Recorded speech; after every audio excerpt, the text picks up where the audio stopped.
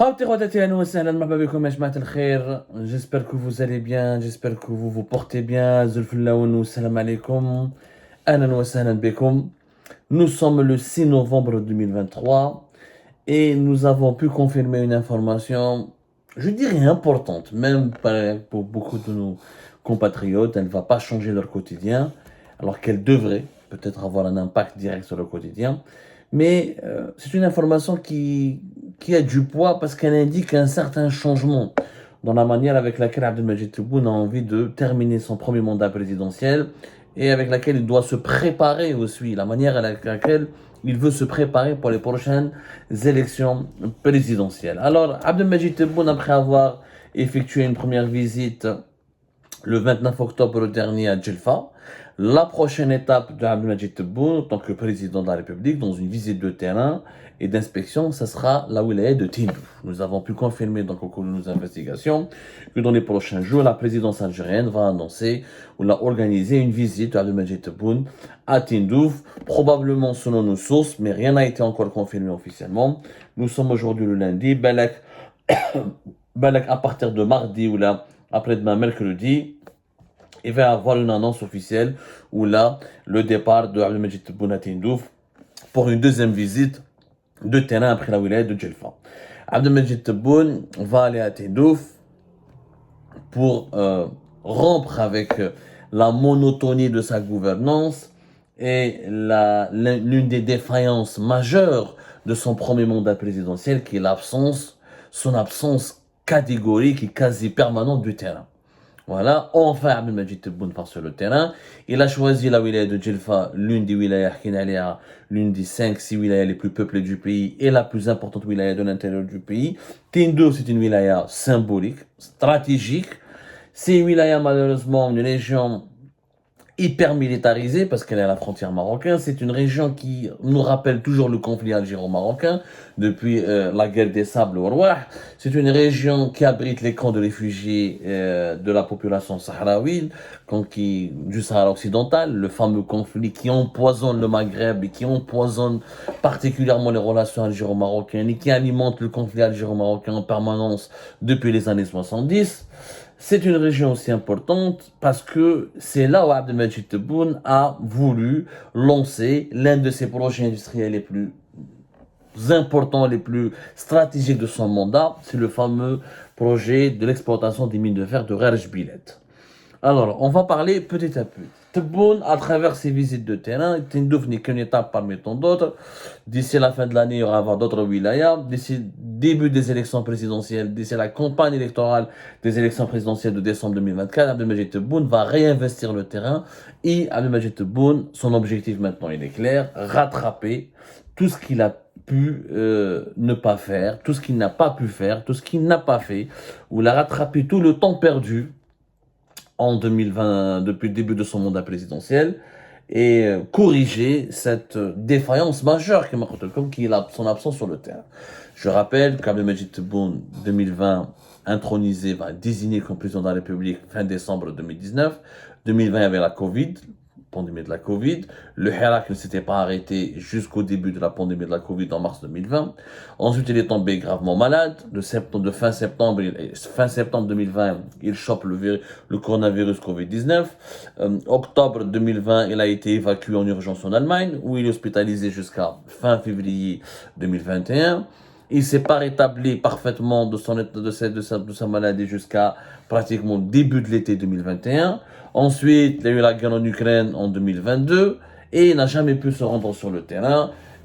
Son état de santé ne le permettait pas, sans son agenda. Le Hirak, qui avait repris en février 2021 et qui ne s'est pas arrêté jusqu'à fin mai 2021. Donc, il y avait Abdelmajid Tebboune, 2020, 2021 jusqu'à 2023, avait pour seule priorité de consolider son pouvoir à Alger, de construire sa forteresse à Alger, d'éliminer le Hirak, ensuite de revenir en force et de se rétablir après avoir flirté avec la mort à cause du coronavirus Covid-19, ensuite d'imposer son pouvoir au plus haut sommet de l'État algérien et de s'imposer comme le président détenteur réellement du pouvoir en Algérie. Maintenant, là on est en 2023, fin d'année 2023, il veut réinvestir le terrain. Voilà le processus de gouvernance de Tebboune. revenir sur le terrain ou aller sur le terrain, parce que la Majid Tebboune n'est pas allé sur le terrain jusqu'à 2023, c'est une bonne chose que nous saluons et que nous estimons qu'elle était nécessaire.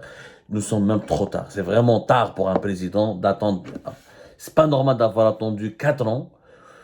Au bout de 4 ans, il fallait attendre la dernière année pratiquement de son mandat présidentiel.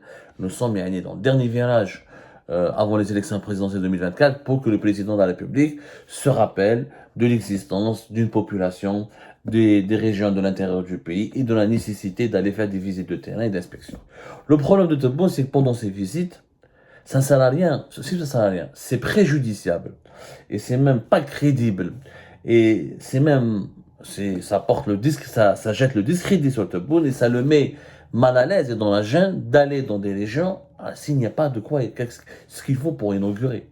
Un président, quand il se déplace dans une région, il est censé inaugurer des infrastructures, lancer des projets, parler lancer un processus de croissance dynamique, de développement dynamique, donner l'impression au moins que sous son règne, sous son égide, le pays se développe. شفنا هنا في الجلفة, voilà, la population algérienne était quand même choquée par certaines images. Planter un arbre, un wali peut le faire. Un ministre de l'Environnement peut le faire. Le déplacement d'un président de la République, d'un chef d'état-major à Djelfa, finalement a été accompagné par quoi? Mis à part la nouvelle gare ferroviaire et 2 ou 3 nouvelles infrastructures très modestes, dont un centre anti-cancer, c'est pas fameux. C'est-à-dire que Tebboune constate lui-même, commence à constater qu'il lui manque un bilan. Il est en train de faire la pression, d'exercer beaucoup de pression sur son gouvernement, sur les Wali, pour accélérer, pour construire le maximum de projets locaux, afin de s'offrir un bilan. Fidjilva, on est désolé, barrage vert, ça existe depuis les années 70, c'est pas son idée, ça nécessitait pas vraiment le déplacement du président de la République, une gare ferroviaire, ça ne crée pas beaucoup d'emplois. Elle est belle, la gare ferroviaire de Djelfa, mais voilà, elle n'est pas non plus exceptionnelle. On aurait aimé, normalement, les années Bouteflika, quand un président se déplaçait, s'il y avait beaucoup de logements distribués, de nouvelles routes, des carrefours, des véritables infrastructures, des zones industrielles, des usines. C'est pas encore le cas avec Tebboune. Peut-être que ça sera le cas. Peut-être que Tebboune va insuffler une dynamique. Ça, on le voit. Là, il faut toujours accorder le bénéfice de tout. On n'est pas dans la radicalité, on n'est pas dans l'opposition radicale. On est dans l'opposition constructive. On est dans l'enquête, on est dans le journalisme, on est dans la critique constructive. On n'est même pas dans l'opposition. Je ne suis pas un opposant, je suis un journaliste. Je ne suis pas un militant, je suis un journaliste. Je constate, j'analyse et je donne de l'info. Ce que je constate, c'est que ces visites de terrain, c'est une bonne chose. Enfin un réveil. Enfin un sursaut, mais il n'y a pas de bilan. Il faut qu'il y ait un bilan. Tebboune ne pourra jamais regagner une crédibilité, redorer son blason, ou retrouver un certain prestige, s'il ne fait pas de la pression, et s'il ne contraint pas son gouvernement à lancer rapidement et à concrétiser de véritables projets. Comme un exemple, Tebboune qui a Tindouf, où est-ce qu'il y a Tindouf? Combien de logements ADS seront construits? Est-ce qu'il y a une zone industrielle à Tindouf? Est-ce qu'il y a des hôpitaux qui vont être inaugurés à Tindouf? Est-ce qu'il y a une nouvelle ville à Tindouf? Le seul projet, c'est Kharj Bilad. Oh, Kharj Bilad est un projet utopique. Tous les économistes les plus sérieux, Igor Lekbele, c'est un projet qui est utopique. Depuis 2021, on parle de Kharj Bilad. Kharj Bilad qui a été lancé officiellement en 2022. Alors, Kharj Bilad, c'est quoi son intérêt?